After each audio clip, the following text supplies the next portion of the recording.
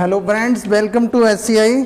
दोस्तों, आज हम आपके लिए संख्या पद्धति के कुछ इम्पोर्टेंट क्वेश्चन और उनके कॉन्सेप्ट बेस्ड सॉल्यूशन लेकर आया हूं, जो आपके SSC GD और UPSI एग्ज़ाम के लिए इम्पोर्टेंट होंगे। तो आइए कॉन्सेप्ट बेस्ड सॉल्यूशन को स्टार्ट करते हैं। तो सबसे पहले हम अंकगणित में कोई भी किताब अगर लेते हैं तो उसमें पहला चैप्टर आपको देखने को मिलेगा जिसका नाम है संख्या पद्धति। चाहे आप RS अग्रवाल देखो, चाहे आप डॉक्टर SD यादव देखो, चाहे कोई सी भी किताब उठाओ, उसमें पहला ही चैप्टर आपको देखने को मिलेगा जिसका नाम है संख्या पद्धति। तो पहले हम ये समझेंगे संख्या पद्धति होता क्या है और इसकी परिभाषा क्या कह रही है हमसे, ये चीज़ें पहले हम समझ लेंगे। तो संख्या पद्धति को पढ़ने से पहले हमें इसकी परिभाषा पता होना चाहिए। तो वह पद्धति जिसमें संख्याओं एवं उनके गुणों का अध्ययन किया जाता है उसे हम क्या कहते हैं? संख्या पद्धति कहते हैं। अब इस संख्या पद्धति में एक शब्द आया है जिसका नाम है संख्या। तो पहले हम इन संख्याओं के बारे में अध्ययन करेंगे कि संख्याएं होती कितने प्रकार की, और जो हम अंकगणित में पढ़ते हैं वो किन संख्याओं का प्रयोग करते हैं, ये भी पता होना चाहिए। तो संख्याएं जो होती हैं आपकी दो प्रकार की होती हैं। नंबर एक होता है इसमें वास्तविक संख्याएं। तो पूरा आपका अंकगणित जो होता है वो वास्तविक संख्याओं पर डिपेंड होता है। वास्तविक संख्याओं को ही हम अंग्रेजी में रियल नंबर बोलते हैं, रियल यानी कि वास्तव में। तो वास्तविक संख्याओं को अंग्रेजी में क्या बोला जाता है? Real numbers. दूसरा इसी में आता है काल्पनिक संख्याएं। तो काल्पनिक संख्याओं को हम अंकगणित में प्रयोग नहीं करते हैं, ये एक कल्पना मात्र है, जबकि ऐसा नहीं होता है। जब आप कंपटीशन के एग्ज़ाम को छोड़कर आप BSc या MSc में पढ़ेंगे तो उसमें आपको काल्पनिक संख्या यानी कि इमेजिनरी नंबर के बारे में पढ़ने को मिलेगा। पर हम अभी पढ़ रहे हैं यहाँ पे अंकगणित, तो यहाँ पे हम क्या नहीं पढ़ेंगे? काल्पनिक संख्याओं का अध्ययन नहीं करेंगे। लेकिन उसके बारे में जानकारी तो होना चाहिए कि वास्तविक संख्याएँ क्या होती हैं और काल्पनिक संख्याएँ क्या होती हैं। कोई भी जब चैप्टर स्टार्ट करते हैं तो पूरा ही मैथ जब संख्याओं पे आधारित है तो पहले हमें संख्याएं ही पता होनी चाहिए कि संख्याएं होती कितने प्रकार की, कौन सी संख्या किस में आएगी। तो सबसे पहला नंबर आता है आपका वास्तविक संख्याएं।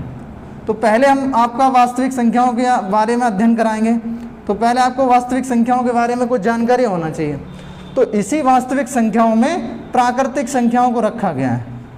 तो नंबर एक आता है आपका प्राकृतिक संख्याएं, जिसे आपको अंग्रेजी में बोला जाता है नेचुरल नंबर, यानी कि जो प्रकृति में प्रयोग किए जाते हैं, नेचुरल नंबर्स। तो इसकी परिभाषा ये कहती है कि वे संख्याएं जो वस्तुओं की गिनती करने के लिए प्रयोग किए जाते हैं उसे हम क्या कहते हैं? प्राकृतिक संख्याएं कहते हैं। अब कुछ एग्जाम्पल के तहत समझेंगे कि प्राकृतिक संख्याएं होती कौन कौन सी हैं। तो हमेशा प्राकृतिक संख्या जो सबसे छोटी होती है वो एक होती है, एक के बाद दो, दो के बाद 3, 4, 5 एंड ये कहाँ तक जाती हैं? अनंत तक जाएंगे। अब आप कहोगे कि इन प्राकृतिक संख्याओं में जीरो को सम्मिलित क्यों नहीं किया गया? तो उसका रीज़न आपका ये है, कभी भी कोई वस्तु की गिनती करोगे तो आप ये नहीं कहोगे कि ये जीरो वस्तु रखी है, हमेशा या तो होगी वस्तु या नहीं होगी। तो यानी एक वस्तु हो सकती है, दो हो सकती है, तीन हो सकती है, पर कभी भी जीरो वस्तु हम नहीं कहते हैं। तो इसकी परिभाषा ही कहती है वे प्राकृतिक संख्याएं वे संख्याएं जो वस्तुओं की गिनती करने के लिए प्रयोग की जाती हैं उन्हें हम क्या कहते हैं? प्राकृतिक संख्या कहते हैं। अब प्राकृतिक संख्याओं के बाद नंबर आपका जो आता है वो पूर्ण संख्याओं का आता है। तो आज हम पूर्ण संख्याओं के बारे में भी डिटेल में चर्चा करेंगे। तो पूर्ण संख्याओं को अंग्रेजी में बोला जाता है होल नंबर्स। इसको अंग्रेजी में क्या बोलते हैं? Whole numbers. अब प्राकृतिक संख्याओं के में जब अगर जीरो को सम्मिलित कर लिया जाता है तो जो संख्याओं का समूह बनता है उसे हम क्या कहते हैं? पूर्ण संख्या कहते हैं। जैसे एग्जाम्पल समझ लो, एग्जाम्पल से हम समझेंगे जब प्राकृतिक संख्याओं के समूह में, प्राकृतिक संख्याएं पढ़ चुके हैं कौन कौन सी होती हैं? एक से लेकर अनंत तक होती हैं। अगर उन्हीं प्राकृतिक संख्याओं में हम जीरो को भी शामिल कर लें तो जो संख्याओं का समूह बनेगा वो क्या कहलाएगा? पूर्ण संख्याएं कहलाएगा। 5 ये भी कहाँ तक जाएंगी? अनंत तक जाएंगी। तो पूर्ण संख्याएं क्लियर हुई कि नहीं? कि वे प्राकृतिक संख्याएं यानी प्राकृतिक संख्याओं के साथ जब जीरो को सम्मिलित कर लिया जाता है तो जो संख्याओं का समूह बनता है उसे हम क्या कहते हैं? पूर्ण संख्या कहते हैं। अब पूर्ण के बाद नंबर आता है पूर्णांक का। तो पूर्ण और पूर्णांक में थोड़ा सा ही अंतर होता है, जबकि देखने में ऐसा लगता है कि एक ही हैं संख्याएं, जबकि ये अलग अलग होते हैं। अगर इनमें कभी भी आपको कन्फ्यूजन हो कि ये पूर्ण लिखा है या पूर्णांक लिखा है तो इनकी अंग्रेजी पढ़ लो। पूर्ण को बोलते हैं होल नंबर्स और पूर्णांक को बोलते हैं इंटीजर नंबर। तो स्पेलिंग में आपको जो अंग्रेजी का वर्ड है उसमें एकदम डिफरेंस समझ में आ गया होगा कि पूर्ण और पूर्णांक की अंग्रेजी क्या है? अलग अलग है। ठीक है। तो जब पूर्ण संख्याओं के साथ उनके ऋणात्मक मान भी ले लिए जाते हैं तो जो संख्याओं का समूह बनता है उसे हम क्या कहते हैं? पूर्णांक संख्या कहते हैं। तो पूर्ण संख्याओं के समूह में अगर उनके ऋणात्मक मान भी शामिल कर लिए जाते हैं तो जो संख्याओं का समूह बनता है उसे हम क्या कहते हैं? पूर्णांक संख्या कहते हैं। ये हमेशा इधर इन्फिनिटी से स्टार्ट होती हैं और -4, -3, -2, -1, 0, 1, 2, 3, 4 और ये भी कहाँ तक जाएंगे? अनंत तक जाएंगे। यानी किसी संख्या रेखा पर 0 से लेकर यहाँ से 0 हो गए स्टार्ट, और इधर वाली संख्याएं जो आती हैं वो क्या आती हैं? माइनस में आती हैं। और 0 से आगे बढ़ेंगे तो क्या बनेगा? प्लस में बनेगा, 1, 2, 3, 4। ठीक है। तो संख्या रेखा पर जो संख्याएं प्रदर्शित की जाती हैं उन्हें हम क्या कहते हैं? पूर्णांक संख्या कहते हैं। अब पूर्णांक के बाद नंबर जो आता है आपका वो सम संख्याओं का आता है। इन सम संख्याओं का यूज बहुत होगा आपके। तो नेक्स्ट नंबर आता है आपका सम संख्याएं। तो सम संख्याओं को अंग्रेजी में बोला जाता है इवन नंबर्स। इसको अंग्रेजी में क्या बोलते हैं? Even numbers. तो सम संख्याओं की पहली परिभाषा आपको समझनी पड़ेगी। तो वे संख्याएं जो 2 से पूर्णतः विभाजित हो जाती हैं उन्हें हम क्या कहते हैं? सम संख्याएं कहते हैं। एग्जाम्पल के तहत पढ़कर समझेंगे कि सम संख्याएं कहते किनको। तो इसकी परिभाषा ही कहती है वे संख्याएं जो 2 से पूर्णतः विभाजित हो जाती हैं उन्हें हम क्या कहते हैं? सम संख्या कहते हैं। तो सबसे छोटी जो सम संख्या होती है वो 2 होती है। 2 के बाद आपका नंबर 4 आता है, 6, 8, 10 और ये भी कहाँ तक जाती हैं? अनंत तक जाती हैं। अब सम संख्याएं अगर पढ़ ली हैं तो इसके बाद नंबर आपका आता है विषम संख्याएं। तो सम और विषम में भी अंतर होता है।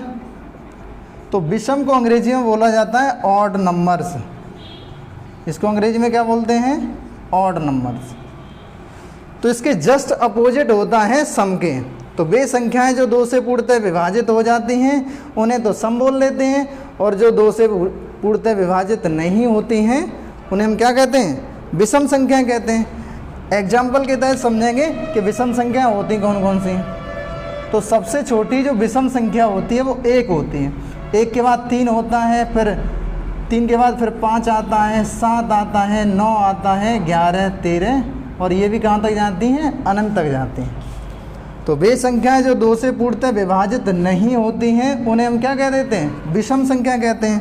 विषम के बाद नंबर आपका आता है भाज्य संख्याएं। अब आपको ये समझना होगा भाज्य कौन कौन सी संख्या होती हैं। तो विषम के बाद हम नंबर अगला डालेंगे भाज्य संख्याएं। तो भाज्य संख्याओं को अंग्रेजी में बोला जाता है कंपोजिट नंबर्स। इसकी चाहो तो अंग्रेजी भी लिख सकते हो। ठीक है। तो इसकी पहले आपको परिभाषा समझनी चाहिए कि भाज्य संख्याएं किन्हें कहते हैं। तो वे संख्याएं जो स्वयं से कटें, 1 से कटें और किसी एक अन्य तीसरी संख्या से भी कट जाएं तो उन्हें हम क्या कहते हैं? भाज्य संख्याएं कहते हैं। इसका मतलब 3 नंबर से डिवाइड जो संख्या हो जाए, यानी 3 संख्याओं से जो कट जाएं उसे हम क्या कहते हैं? भाज्य संख्याएं कहते हैं। तो अब उदाहरण के तहत समझेंगे भाज्य संख्याएं होती कौन कौन सी हैं। तो सबसे छोटी जो भाज्य संख्या होती हैं वो 4 होती हैं। अब डाउट आपको ये और होगा 4 नहीं 2 हमारी समझ में आ रहा है, तो अभी वो भी हम डाउट क्लियर कर देंगे। तो वे संख्याएं जो स्वयं 1 और एक अन्य तीसरी संख्या से कट जाएं उन्हें हम क्या कहते हैं? भाज्य संख्या कहते हैं। तो सबसे छोटी भाज्य संख्या आपकी 4 होती है। 4 के बाद 6 आता है, 6 के बाद 8 आता है, फिर 9, फिर 12 आता है, फिर आगे एंड ये कहाँ तक जाती हैं? अनंत तक जाती हैं। तो हमने आपको बताया कि जो 3 नंबर से कटने लगे, यानी 3 संख्याओं से जो कटने लगे उसे ही हम भाज्य मानेंगे। ज़्यादातर अगर यही क्वेश्चन है, ये पुटअप कर दिया है, सबसे छोटी भाज्य संख्या कौन सी होती है, और ऑप्शन में अगर 2 मिल गया तो आंसर ज़्यादातर 2 क्लिक करते हैं स्टूडेंट, जबकि यह क्या हो जाता है, गलत हो जाता है। तो सबसे छोटी भाज्य संख्या 4 होती है। अब इसको हम प्रूव करके दिखाएं कि ये 4 नंबर यानी 3 संख्याओं से कटेगी, तो प्रत्येक संख्या स्वयं से विभाजित होती है, यानी 4 में अगर 4 से भाग दो तो आंसर 1 आ जाएगा। एक तो ये 4 हो गई, दूसरी प्रत्येक संख्या 1 से भी कटेगी, तो इसका आंसर कितना आ जाएगा, 4 आ जाएगा। और एक अन्य तीसरी संख्या से भी कटने लगे तभी हम इसे क्या कहेंगे, भाज्य संख्या कहेंगे। तो ये 4 जो है वो किससे कट रहा है, 2 से भी कट रहा है, 2 दूनी 4। इसका मतलब ये क्या संख्याओं से कटा है, 3 संख्याओं से कटने लगा। तो जो संख्या 3 संख्याओं से विभाजित होने लगे उसे ही हम भाज्य कहेंगे, अन्यथा वो क्या हो जाएगी, अभाज्य संख्या हो जाएगी। अब आप ये डाउट ये रहता है कि 2 हमारी सबसे छोटी भाज्य संख्या होगी, तो 2 जो है वो 3 संख्याओं से नहीं कटेगा। कैसे नहीं कटेगा वो भी देखो। तो 2 में अगर हम 2 से भाग दें तो आंसर 1 आ जाएगा, और प्रत्येक संख्या क्या होती है, 1 से भी कटेगी, तो 1 से अगर भाग दोगे आंसर कितना आएगा, 2। क्या इस 2 को किसी तीसरी संख्या से काट सकते हो, नहीं काट सकते हो। तो इसका मतलब ये 2 ही संख्याओं से कट रही है। जब 2 संख्याओं से कट रही है तो इसे हम भाज्य की श्रेणी में नहीं रख सकते हैं, क्योंकि भाज्य की परिभाषा ये कह रही है मिनिमम 3 संख्याओं से कटना चाहिए, तो 3 से तो ये कट नहीं रहा है, तो इसका मतलब 2 को हम भाज्य की श्रेणी में नहीं रखेंगे। तो अब इसके बाद अब कभी कभी क्वेश्चन ये पुटअप करता है कि 1 से 100 तक कितनी भाज्य संख्या होती हैं, ये भी हमें पता होना चाहिए।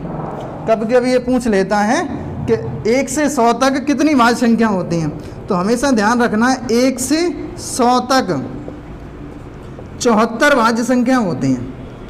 अब स्टूडेंट ज़्यादातर लगाते हैं 75, उसका रीज़न आपको बताएं, क्योंकि उन्हें एक रटा हुआ क्वेश्चन है कि 1 से 100 तक 25 तो अभाज्य संख्या होती हैं। 1 से 100 तक अगर 25 अभाज्य संख्या होती हैं तो वो ये समझ लेते हैं बची हुई 75 क्या है, भाज्य संख्या है, जबकि ये सरासर क्या है, गलत है। क्योंकि एक जो ऐसा शब्द है, एक जो ऐसी संख्या है, इसे न तो भाज्य की श्रेणी में रखा जाता है और ना ही किस में रखा जाता है, अभाज्य में रखा जाता है। तो अब बची संख्या कितनी, 99 बची। 99 में से अगर 25 अभाज्य हैं तो बची हुई 74 क्या होंगी, भाज्य संख्या होंगी। तो 1 से 100 तक कितनी भाज्य संख्या होती है, 74 भाज्य संख्या होती हैं, ये आपको ध्यान रखना।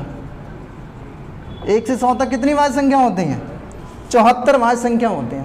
अब भाज्य के बाद नंबर आपका आता है अभाज्य का, ठीक है। तो ये क्वेश्चन आपको एक बहुत ही इंपॉर्टेंट क्वेश्चन था कि 1 से 100 तक कितनी भाज्य संख्या होती हैं। तो 1 से 100 तक कितनी भाज्य संख्या होती हैं, 74 भाज्य संख्या होती हैं। अब नंबर आता है भाज्य के बाद अभाज्य। तो पहले तो हमें अभाज्य संख्याओं की अंग्रेजी पता होना चाहिए, अभाज्य कहते कैसे हैं। कभी कभी क्या होता है, अंग्रेजी वर्ड सही लिखा होता है, हिंदी में एरर होता है, तो जो भी पढ़ रहे हैं उसकी इंग्लिश भी आपको आनी चाहिए, तो आपका डाउट कभी नहीं होगा। तो वे संख्याएं जो खुद से कटें और 1 से कटें उन्हें ही हम क्या कहेंगे, अभाज्य संख्याएं कहेंगे। जैसे एग्जाम्पल हम आज समझेंगे कि कौन कौन सी अभाज्य संख्याएं।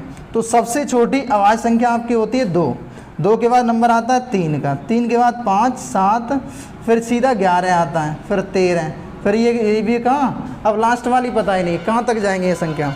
अब ये अभाज्य संख्याओं की परिभाषा ये कहती है कि जो स्वयं से कटें और केवल 1 से कटें, किसी अन्य संख्या से न कटें। जैसे 2 हैं, स्वयं से भी कटेगी और किससे भी कटेगी, 1 से भी कटेगी, ठीक है। अगर 2 में 2 का भाग दोगे तो 1 आएगा आंसर, अगर 2 में ही कितने का दोगे, 1 का भाग दोगे तो आंसर कितना आएगा, 2 आएगा। क्या इस 2 को किसी अन्य संख्या से काट सकते हो, नहीं काट सकते हो। इसका मतलब जो 2 नंबर से कटे उसे हम अभाज्य कहते हैं, और जो 3 से कटने लगे, 3 या उससे अधिक, तो उसे हम क्या कहते हैं, भाज्य संख्या कहते हैं। तो सबसे छोटी अगर अभाज्य संख्या पूछता है तो आपकी क्या हो जाएगी, 3 हो जाएगी। सबसे बड़ी का कोई ज्ञात ही नहीं होता है। तो भाज्य अभाज्य हमने पढ़ लिया। उसके बाद नंबर आता है आपका परिमेय। तो परिमेय संख्याओं से संबंधित भी क्वेश्चन आ जाते हैं। तो परिमेय को आपको अंग्रेजी में बोलते हैं रेशनल नंबर। इसे अंग्रेजी में क्या बोलते हैं, रेशनल नंबर्स। तो पहले तो हमें ये पता होना चाहिए परिमेय संख्या कहते कैसे हैं। तो परिमेय संख्याओं की जो डेफिनेशन होती है वो ये कह रही है कि वे संख्याएं जिन्हें P/Q के रूप में लिखा जा सके, यानी P बटे Q का मतलब है जिन्हें भिन्न के रूप में दर्शाया जा सके उन्हें हम क्या कहते हैं, परमेय संख्या कहते हैं। अब कुछ उदाहरण के तहत हम समझेंगे कि परमेय संख्याएं कौन कौन से होते हैं। जैसे हमने एग्जाम्पल एक ले लिया, कोई सा भी एक एग्जाम्पल ले लो, उससे आपको ये प्रूफ हो जाए कि वो संख्या अगर P बटे Q के रूप में लिखी जा सके तो परमेय हो जाएगी, न लिख पाएँ तो वो अपरमेय हो जाएगी। जैसे हमने 0 ले लिया तो 0 के बटे में हम क्या लगा सकते हैं, 1 लगा सकते हैं। और ये रूप कैसा बन गया है, अगर यहाँ पे देखो तो ये कौन सा रूप बन गया, P बटे Q का रूप बन गया। जैसे हमने कोई पूर्णांक संख्या ले ली, जैसे 5 ले ली, तो 5 के बटे में हम 1 लिख सकते हैं और ये रूप कैसा बन गया है, P बटे Q का रूप बन गया। तो इसकी परिभाषा ये कह रही है कि वे संख्याएं जिन्हें P बटे Q के रूप में लिखा जा सके तो वो संख्या क्या कहलाएंगे, परमेय संख्या कहलाएंगे। अब जैसे माइनस वाली संख्या भी परमेय कहलाती है, जैसे -2 है, -2 के बटे में भी हम 1 लिख सकते हैं और ये रूप किसका हो जाएगा, P बटे Q का। और आगे भी जैसे कभी कभी क्या होता है कि अंश बटे हर में पहले से ही रखी, जैसे 7/5, तो ये P बटे Q का रूप पहले ही लिखा है। और कुछ क्या होती हैं, जैसे दशमलव में लिखी 2.34 लिखा है, ठीक है, तो इसे भी हम क्या कहेंगे, परमेय संख्या कहेंगे। कैसे कहेंगे, अब आप कहोगे इसे P बटे Q के रूप में लिखा जा सकता है कि नहीं लिखा जा सकता है, तो वो देख लो एक बार। तो लिखा है 2.34। अब इसे हमें P बटे Q के रूप में बनाना है, तो अगर हम यहाँ से दशमलव हटा दें तो बटे में क्या बनेगा, 1 बनेगा। दशमलव क्या अंक के बाद था, 2 अंक के बाद, तो इसके पीछे क्या 0 लगा दोगे, 2 0 लगा दोगे। तो ये अब जो रूप बन गया वो किसका बन गया, P बटे Q का रूप में बन गया। तो जिन संख्याओं को P बटे Q के रूप में लिखा जा सके वो सभी संख्याएं क्या कहलाएंगी, परमेय कहलाएंगी। तो इसका मतलब है 2.34 क्या है, परमेय संख्या है। और 7/5 भी परमेय है और -2 भी परमेय है। अब परमेय के बाद नंबर जो आपका आता है वो अपरमेय का आता है। परमेय का जस्ट अपोजिट जो होता है वो अपरमेय होता है। यानी कि जो हम इसमें P बटे Q का रूप कर लेते हैं और उसमें नहीं कर पाएंगे तो अपरमेय संख्या है। इसे अंग्रेजी में बोलते हैं इरेशनल नंबर्स, ठीक है। तो इसकी पहले तो परिभाषा समझ लो, वे संख्याएं जिन्हें P बटे Q के रूप में न लिखा जा सके उन्हें क्या कहते हैं, अपरमेय संख्या कहते हैं। जैसे उदाहरण से समझना, हमेशा ध्यान देना, पाई जो होता है वो एक अपरमेय संख्या होता है। इससे एक क्वेश्चन भी आता है कि पाई एक है परमेय संख्या है कि अपरमेय है कि भाज्य है कि अभाज्य है। तो हमेशा जब ये पूछा जाए कि पाई परमेय है कि अपरमेय, तो पाई एक अपरमेय संख्या है। उसका रीजन आपको बताएं, पाई का जो मान होता है, पाई का मान जो होता है वो कितना होता है, 22/7 होता है। अगर इसका हम सॉल्यूशन करें, अगर 22 में अगर 7 से भाग दें तो कुछ इस तरह आपका आंसर आता है 3.146 और इसका सॉल्यूशन आगे भी चलता रहता है। तो जब दशमलव का प्रसार रुकता नहीं है, वो लगातार आगे बढ़ता ही रहता है, तो वो सभी संख्या क्या कहलाएंगी, अपरमेय कहलाएंगी। यानी कि उनकी कोई सीमित ही नहीं है। जब यानी कि इसमें दशमलव प्रसार जो था वो एक सीमित था, पर इसमें जो है इसका दशमलव प्रसार आगे भी जारी रहेगा। वरना आप यहाँ पे 22 में कितने से भाग दे सकते हो, 7 से भाग देकर चेक कर सकते हो। तो इसका मतलब पाई का मान भी क्या है, वो जो पाई आपका दिया गया है उसका जो मान है वो एक क्या है, अपरमेय संख्या है। तो इसलिए हम पाई को किस में रखा जाता है, अपरमेय संख्याओं की श्रेणी में रखा जाता है।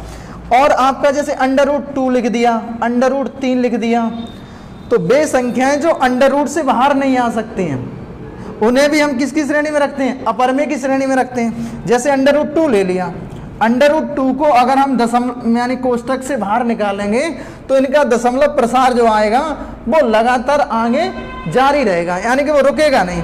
और इनको √ से कैसे बाहर निकालते हैं, जब हम आपको वर्गमूल और घनमूल का चैप्टर पढ़ाएंगे तब इनको √ से बाहर निकालना सिखाएंगे। तो अभी एक आप समझ लो कि वे संख्याएं जो √ से बाहर ना आ सकें, जैसे √2 तो एक अपरमेय संख्या है, यहाँ में हम लिख दें √4, तो √4 का अगर मान देखा जाए तो √4 का मान कितना हो जाएगा, 2 हो जाएगा, क्योंकि √ में वही संख्या बाहर निकलती है जिसका हमें क्या बन जाए, पेयर बन जाए। पेयर का मतलब जोड़ा बन जाए। तो अगर 4 के गुणनखंड करोगे तो 2 × 2 हो जाएगा और 2 के क्या बन गए, यहाँ पे जोड़े बन गए। तो इसमें से एक संख्या आपकी बाहर आ जाती है। तो √4 तो परमेय संख्या है, पर √2 कैसी है, अपरिमेय संख्या क्योंकि इस अंडर रूट 2 को हम कोष्टक से बाहर यानी अंडर रूट से बाहर नहीं निकाल सकते हैं, ठीक है। तो अंडर रूट वाली संख्याएं जो सॉल्व ना हो उन्हें हम किस में रख देते हैं, अपरिमेय संख्याओं की श्रेणी में रख देते हैं, ठीक है।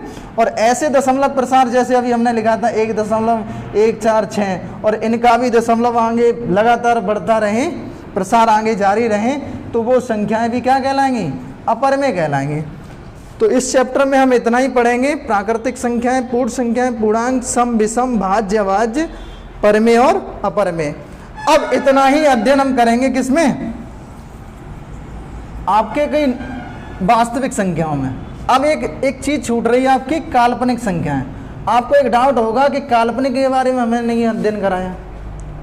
तो काल्पनिक संख्याएं जो होती हैं वो वर्गमूल के अंदर ऋणात्मक, अगर कोई वर्गमूल वाली संख्या दे दी जैसे, ठीक है, यानी कि वर्गमूल के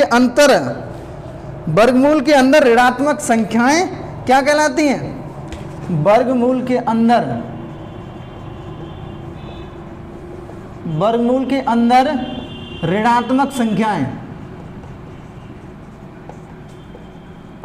वर्गमूल के अंदर जो होती हैं ऋणात्मक संख्याएं क्या कहलाती हैं, काल्पनिक संख्याएं कहलाती हैं। जैसे एग्जाम्पल समझ लो, अगर कोई भी, इसे हम मिटा सकते हैं, आपने नोट कर ही लिया होगा,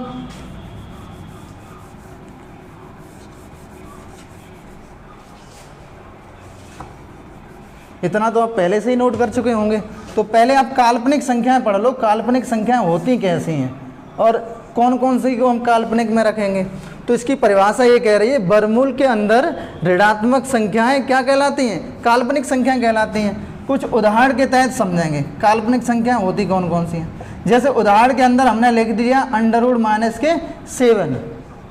अगर √-7 अगर कर देते हो तो ये क्या हो गई है, काल्पनिक संख्या हो गई। कैसे काल्पनिक संख्या हो गई है, क्योंकि इसके बाद साथ सम्मिश्र है। सम्मिश्र संख्या कौन सी होती है, a+ib, यानी कि जिन संख्याओं के साथ आयोटा जुड़ जाता है वो सभी क्या कहलाती हैं, काल्पनिक संख्याएं कहलाती हैं। जैसे माइनस का √7 है, तो अगर इसको सॉल्व करो, अगर आगे बढ़ाओ तो हम इसको इस तरह भी लिख सकते हैं, √7 माइनस √7 माइनस क्या कर दिया, वो √7 इंटू में अंडर के अंदर -1, यानी कि सेम आपकी चादर ये उड़े हुआ है, यहाँ भी अंडर रूट और यहाँ भी अंडर रूट है। अगर इसका 7 का 1 में गुणा करोगे तो माइनस का 7 ही आएगा। चूँकि हम एक चीज़ जानते हैं, सम्मिश्र संख्याओं में जो i आता है तो हमेशा ध्यान देना है i² का मान कितना होता है, -1 होता है। तो अगर इस अंडर रूट की जगह जो अंडर रूट के अंतर्गत क्या लिखा है, -1 लिखा है, उसके अंदर हम लिख लें i², क्योंकि i² की वैल्यू जो होती है वो -1 होती है। i नहीं, इसे बोला जाता है आयोटा, ठीक है। तो इसका मान जैसे i² हो गया है, आयोटा का स्क्वायर हो गया, तो ये अंडर रूट से बाहर आएगा, तो क्या बचेगा, केवल i। तो जिन संख्याओं के साथ आयोटा जुड़ जाता है वो सभी संख्या क्या कहलाती हैं, काल्पनिक संख्या कहलाती हैं। या फिर एक दूसरे तरीके से समझ लो, वर्गमूल के अंदर ऋणात्मक संख्याएं क्या कहलाती हैं, काल्पनिक संख्या कहलाती हैं। तो दो तरीके का आपको समझने में आया होगा। जैसे काल्पनिक संख्याओं को हम इनसे भी समझ सकते हैं, वर्गमूल के अंदर ऋणात्मक संख्या क्या कहलाती हैं, काल्पनिक संख्या कहलाती हैं। या एक दूसरा टाइप आपको दूसरे तरीके से भी समझ सकते हैं, जिन संख्याओं के साथ आयोटा जोड़ दिया जाता है। जैसे i जो है, i आपको दिख रहा है, तो इसको आयोटा बोला जाता है मैथ की भाषा में। तो आयोटा जिन संख्याओं के साथ जुड़ा होता है वो सभी संख्याएं क्या कहलाती हैं, काल्पनिक संख्याएं कहलाती हैं। तो ये हमने आपको इनके बारे में डिटेल में अध्ययन कराया। अब आप कहोगे इसका हमें लाभ क्या है, तो इससे संबंधित कुछ क्वेश्चन देता है आपके एग्जाम में।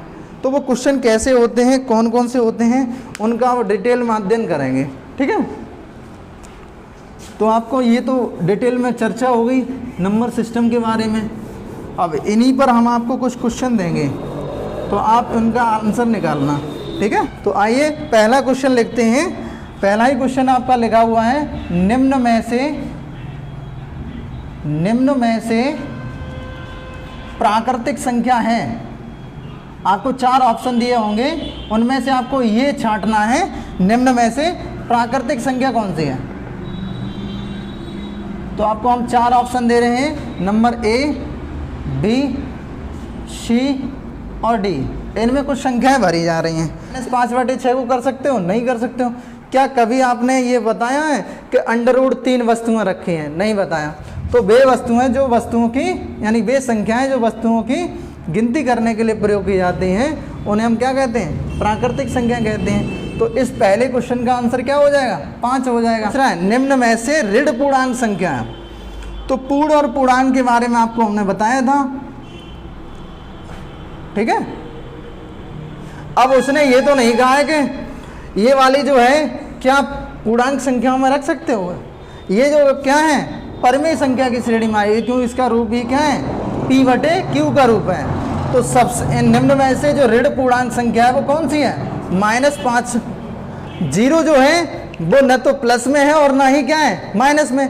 तो यहाँ बात चल रही है ऋण पूर्णांक की, जबकि जीरो को भी किस में लिखा जाता है? पूर्णांक संख्याओं में लिखा जाता है। पर बात यहाँ पे किसकी हो रही है? ऋण पूर्णांक की हो रही है। इसलिए इस क्वेश्चन का मान क्या माना जाएगा? -5 माना जाएगा। अब √7 क्या होती है ये भी आप जान चुके हो। तो √7 एक तो आपकी किस में जाएगी? अपरिमेय संख्या में जाएगी, क्योंकि √7 को कोष्टक से हम बाहर नहीं निकाल सकते हैं। क्वेश्चन नंबर 3 आपका स्टार्ट होता है। तो इसमें लिखा है पाई 1 है, यानी पाई 1 है और 4 ऑप्शन दे देगा उसमें A, B, C और D। तो पहले में उसने ये लिख दिया है परिमेय, सेकंड ऑप्शन में दे दिया है अपरिमेय, थर्ड ऑप्शन में आपका दे दिया उसने भाज्य और डी में दे दिया है अभाज्य। तो क्वेश्चन आपका ये है पाई है 1। पाई 1 क्या है? आपको हम बता चुके थे पाई 1 क्या है? अपरिमेय संख्या है। पाई 1 क्या है? अपरिमेय संख्या। जब हमने अपरिमेय संख्या की परिभाषा बताई थी तो उसमें आपको स्पष्ट बताया था पाई जो होता है उसका मान और पाई सभी किस में रखे जाते हैं? अपरिमेय संख्या में रखे जाते हैं, ठीक है। तो ये आपको बेसिक थ्योरी पर आधारित क्वेश्चन है, इसमें कुछ सॉल्यूशन तो है नहीं। तो जब तक आप जो शुरुआत में हमने वीडियो में आपको पढ़ाया है वो नहीं आता होगा तब तक इसे आप पहचान नहीं पाओगे। क्वेश्चन नंबर अगला, सबसे छोटी पूर्ण संख्या है। क्वेश्चन नंबर 4 स्टार्ट हो रहा है, 4th। सबसे छोटी पूर्ण संख्या है। जल्दी से इसका आंसर आपको चयन करना है। 4 ऑप्शन दिए गए हैं, इसमें से आपको सही उत्तर का चयन करना है। तो क्वेश्चन आपका स्क्रीन पर दिख रहा होगा। तो पहले ऑप्शन में दे रहा है 1, दूसरे ऑप्शन में दे रहा है 2, तीसरे ऑप्शन में दे रहा है -1 और डी ऑप्शन में दे रहा है 0। बात यहाँ किसकी चल रही? सबसे छोटी पूर्ण संख्या कौन सी है? तो ध्यान देना 1 भी पूर्ण संख्या है, 2 भी पूर्ण संख्या है, पर -1 नहीं है। तो सबसे छोटी पूर्ण संख्या कौन सी हो जाएगी आपकी? 0 हो जाएगी, क्योंकि पूर्ण संख्याओं की स्टार्टिंग जो आपको एग्जाम्पल में हमने कराई थी वो किससे कराई थी? 0, 1, 2, 3, 4। तो सबसे छोटी पूर्ण संख्या यहाँ क्या हो गई थी? 0 हो गई थी। तो इस क्वेश्चन का आंसर क्या हुआ है? 0 हुआ है। क्वेश्चन नंबर अगला आपका क्वेश्चन है निम्न में से अपरिमेय संख्या नहीं है। क्वेश्चन नंबर आपका अगला दिखाई देना होगा, निम्न में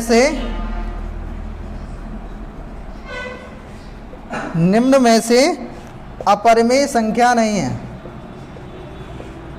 इसके लिए भी आपको 4 ऑप्शन दिए गए हैं, आपको सही ऑप्शन का चयन करना है। जल्दी से आंसर चयन क्लिक करने हैं, ऑप्शन लिखते ही आपका आंसर होना चाहिए। तो क्वेश्चन कह रहा है निम्न में से अपरिमेय संख्या नहीं है। आपको है नहीं बोल रहा है, नहीं है बोल रहा है। निम्न में से अपरिमेय संख्या नहीं है, ठीक है। तो इसका मतलब 3 तो अपरिमेय संख्या होंगी, पर एक ऐसी संख्या होगी जो अपरिमेय नहीं होगी। तो वही हमें चयन करना है। तो ऑप्शन में आपको दे दिए हैं, ऑप्शन में आपका दे रहा है √2, √3, √4 और √8। अब जल्दी से बताओ इसका आंसर क्या होगा? देखो √2 जो है वो क्या है? अपरिमेय संख्या है। √3 भी अपरिमेय संख्या है। क्या अंडर रूट 4 को अपरमेय की श्रेणी में रखा जा सकता है? नहीं रखा जा सकता। क्यों नहीं रखा जा सकता है? क्योंकि अंडर रूट 4 के हो जाएंगे फैक्टर, और फैक्टर होने पर ये क्या होगा 2 इंटू 2।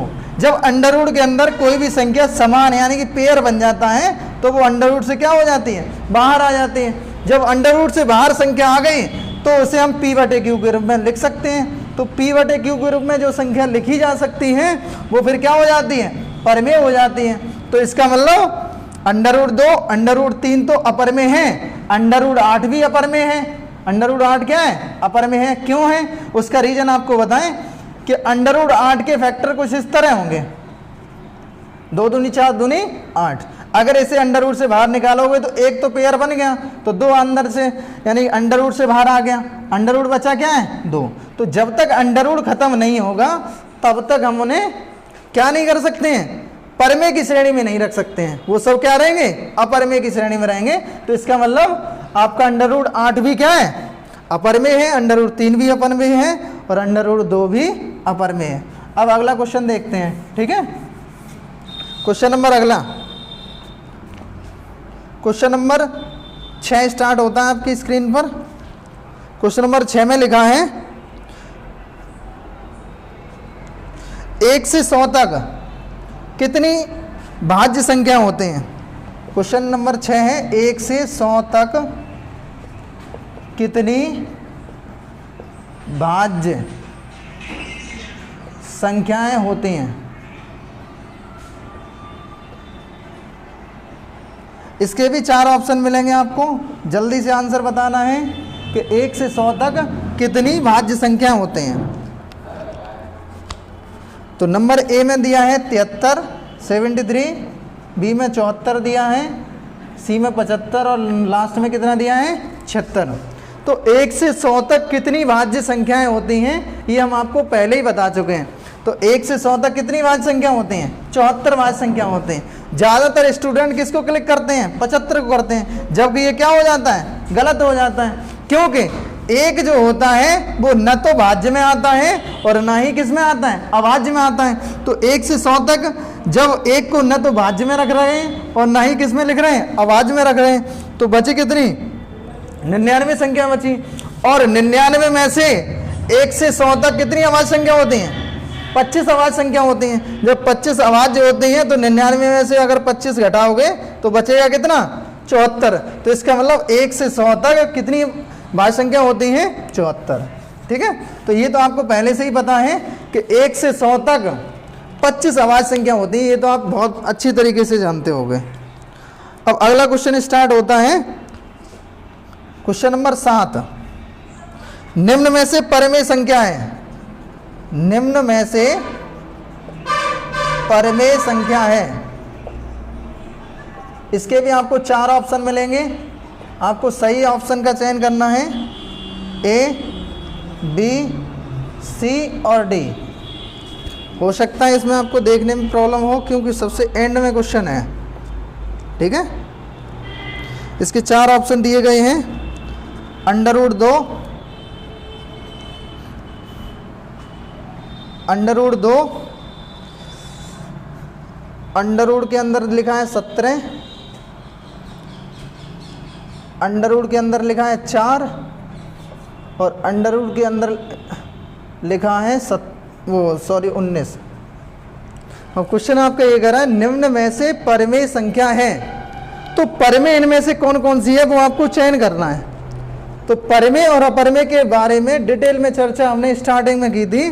तो वे संख्याएं जो अंडर रूट से बाहर आ जाती हैं उन्हें तो हम परमेय में रख देते हैं, और जो अंडर रूट यानी कि से अंडर रूट से बाहर नहीं आते हैं उन्हें हम क्या रखते हैं, अपरमेय की श्रेणी में रखते हैं। तो आपका अंडर रूट जो 2 है वो भी क्या है, अपरमेय संख्या है, क्योंकि अंडर रूट 2 का सॉल्यूशन नहीं होगा, होगा भी तो वो दशमलव में ऐसा जाएगा जो आपके लगातार बढ़ता रहेगा, ठीक है। तो अंडर रूट 4 ही एक ऐसी संख्या है जो क्या है, परमेय है। क्यों है, उसका रीजन आपको बताएं कि अंडर रूट 4 को हम क्या लिख सकते हैं, 2 इंटू 2।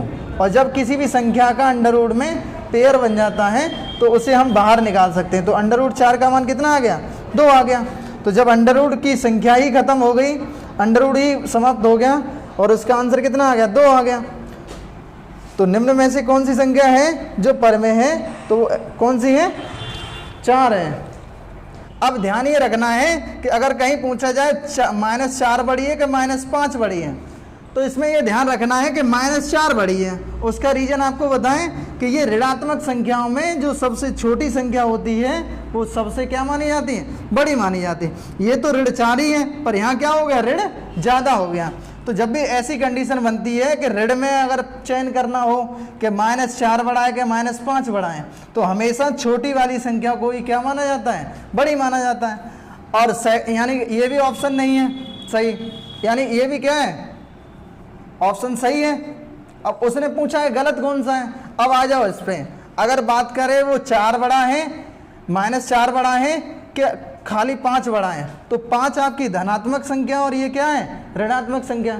तो हमेशा ध्यान देना है, धनात्मक संख्याएं बड़ी होती हैं ऋणात्मक संख्याओं से। तो ये भी कथन आपका सही है। अब आ जाओ इस पे, अब यही क्वेश्चन में क्या है, एरर दिया है। तो 4 ग्रेटर देन का साइन है और माइनस के क्या लिखा है, 5।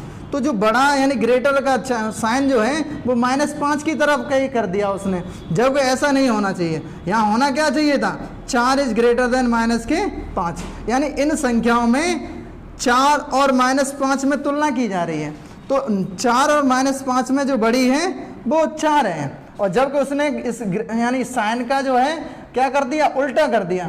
तो जो छोटा था उसे बड़ा बता दिया, बड़े को क्या बता दिया उसने, छोटा बता दिया। तो इसका मतलब यही कथन जो है वो क्या है, गलत है। ये भी कथन सही है। देखो 4 इज ग्रेटर देन -5, इसका मतलब 4 जो है वो -5 से बड़ा है। ये बात क्या है, सही है। अब क्वेश्चन नंबर आपको 9 स्टार्ट करते हैं। क्वेश्चन नंबर 9 जल्दी से नोट करो। क्वेश्चन नंबर 9 में लिखा है, निम्न में से, इंक नहीं रही,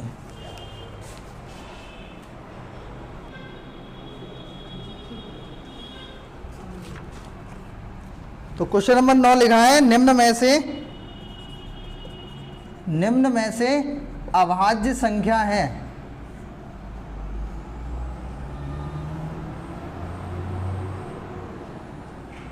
अभाज्य संख्या है।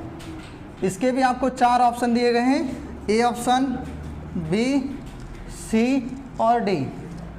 नोट करेंगे कि निम्न में से कौन सी अभाज्य संख्या है, आपको ये चयन करना है, ठीक है। तो ए ऑप्शन में दे दिया 127, बी में दे दिया आपका 87, और सी में दे दिया 111, और डी में आपका दे दिया 123। तो आपको अभाज्य के बारे में हम बता चुके हैं कि वे संख्याएं जो स्वयं से कटें, 1 से कटें, और किसी अन्य संख्या से अगर कट जाती हैं तो भाज्य हो जाती हैं, अगर नहीं कटती हैं तो वो क्या कहलाएंगी, अभाज्य कहलाएंगे। यानी जो स्वयं से कटें और केवल किससे कटें, 1 से कटें, उन्हीं को हम अभाज्य कहेंगे। अन्यथा सब क्या हो जाएंगी, भाज्य हो जाएंगे। जैसे आप ये 87 ले लो, 87 किससे विभाजित हो जाएगा, 3 से हो जाएगा। अगर 3 का इसमें भाग दो तो 3 दूनी 6, और बचे इसमें 2, 3 नेम 27। इसका मतलब 87 को हमने किससे काट दिया है, 3 से काट दिया। जब अभाज्य में ये कह रहा है कि वो स्वयं से ही कटे और 1 से कटे, किसी अन्य से न कटे, जबकि इसे हमने किससे काट दिया है, 3 से काट दिया। अब आ जाओ इसको भी, ये भी किससे कट रहा है, 3 से। तो 3 तरह का कितना हो गया, 9, और उसमें बचा कितना, 2 और 1 कितना हो गए, 21, 3 सत्ते 21। तो इस 111 को भी हमने किससे डिवाइड कर दिया है, 3 से कर दिया, और ये तो 3 से हो ही रहा है, 3 चौक 12 और 3 एकम 3। तो ये सारी संख्याएं जो हैं वो 3 से कट रही हैं। इसका मतलब जो संख्याएं किसी तीसरी संख्या से कटने लगे वो सभी संख्याएं क्या कहलाती हैं, भाज्य कहलाती हैं। तो एकमात्र 127 ही ऐसी संख्या है जो स्वयं के अतिरिक्त किसी अन्य संख्या से नहीं कट रही है। तो 127 को आप किसी और संख्या से नहीं काट पाओगे, आप काटते रहना, ठीक है। अगला क्वेश्चन देखो, क्वेश्चन नंबर 10।